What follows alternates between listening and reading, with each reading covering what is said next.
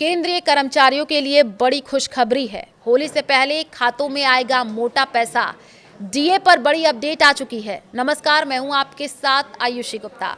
रंगों का त्यौहार होली नजदीक है और इस बार ये त्यौहार केंद्रीय कर्मचारी और पेंशन भोगियों के लिए दोहरी खुशी लेकर के आ सकता है। केंद्र की मोदी सरकार जल्द ही अपने लाखों कर्मचारियों को एक बड़ी राहत देने की तैयारी में है। अगर आप भी केंद्रीय कर्मचारी हैं या पेंशन भोगी हैं तो ये खबर सीधे आपकी जेब और बैंक बैलेंस से जुड़ी है। रिपोर्ट्स की माने तो सरकार होली से ठीक पहले महंगाई भत्ते डीए में बढ़ोतरी का ऐलान कर सकती है। क्या 60% तक पहुंच जाएगा महंगाई भत्ता? सरकारी गलियारों में इस वक्त सबसे बड़ी चर्चा डीए हाई के आंकड़ों को लेकर के है। वर्तमान में केंद्रीय कर्मचारियों को 58% की दर से महंगाई भत्ता मिल रहा है। मीडिया रिपोर्ट्स और लेबर ब्यूरो के हालिया आंकड़ों पर गौर करें तो इस बार डीए में 2% की बढ़ोतरी की संभावना जताई जा रही है।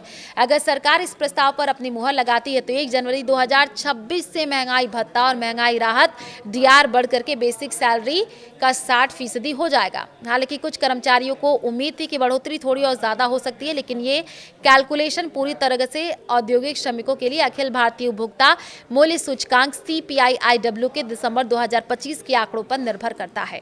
दिसंबर के लिए इंडेक्स 148.2 अंकों पर स्थित रहा, जो नवंबर के समान ही था।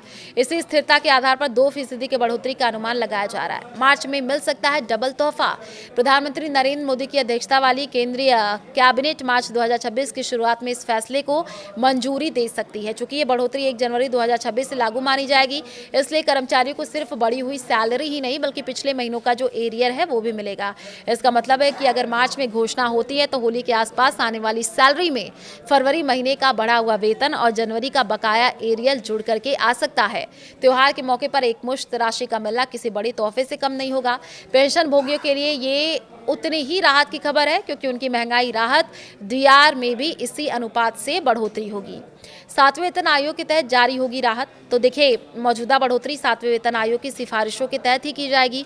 अभी तक 8वें वेतन आयोग के गठन या लागू होने को लेकर के सरकार की तरफ से कोई औपचारिक हरी झंडी नहीं मिली है। ये डीए बढ़ोतरी 31 दिसंबर 2025 को 7वें वेतन आयोग के औपचारिक समापन के बाद पहली समीक्षा होगी।